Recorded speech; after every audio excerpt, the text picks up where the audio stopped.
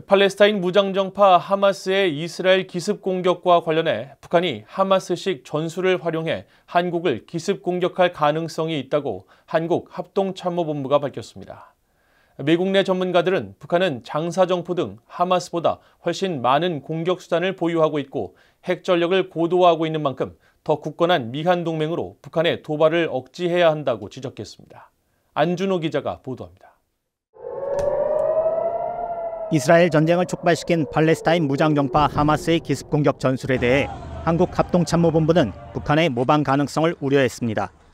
강신철 한국합동참모본부 작전본부장은 10일 국방부 청사에서 열린 국회 국정감사에서 단시간 내 수천 발의 로켓포 공격에 이스라엘 아이언돔의 방어 효과는 미미했다면서 북한이 하마스와 같은 전술을 활용해 기습 공격을 감행할 가능성에 대비하고 있다고 보고했습니다.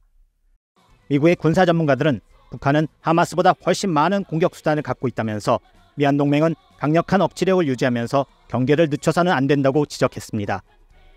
And it serves as a reminder that you can never let your guard down. So we got to keep a strong deterrent to North Korea. And that means that we stay ironclad in our commitments because in that region, the ROK-US alliance is fundamental to keeping the peace. 게리 세이모어 전 백악관 대량살상 무기 조정관 역시 북한이 기습 공격을 감행할 수단이 많다고 지적했습니다. 이어 북한은 한국의 강력한 군사력과 미한 동맹 때문에 전면 충돌로 이어지는 행동은 자제하고 있지만 핵무기 등 전면전을 벌이려 한다면 그것은 김정은 정권의 종말로 이어질 것이라고 진단했습니다. Between Hamas and Israel compared to North and South Korea.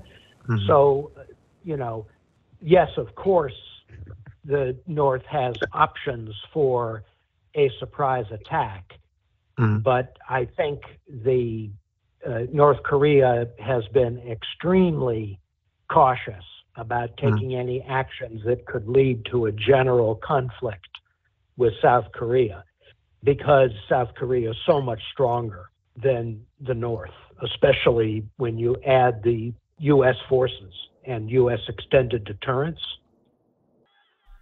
핵무력을 고도화할수록 북한은 미한 동맹의 억지력을 무시하고 제한적인 도발을 감행할 수 있다는 분석도 나옵니다. 랜드 연구소의 브루스 베넷 선임 연구원은 북한은 수천 문의 포와 특수부대, 드론, 순항미사일과 탄도미사일 등 하마스보다 훨씬 많은 공격 수단을 보유하고 있다고 지적했습니다.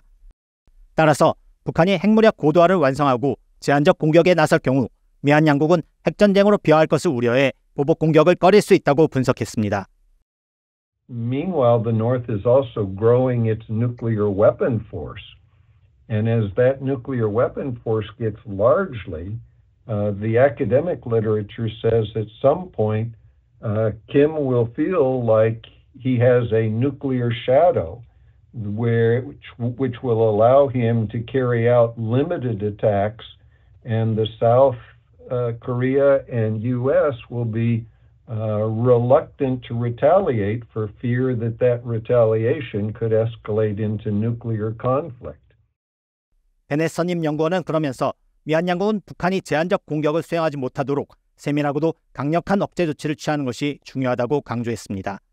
VOA 뉴스 안준호입니다.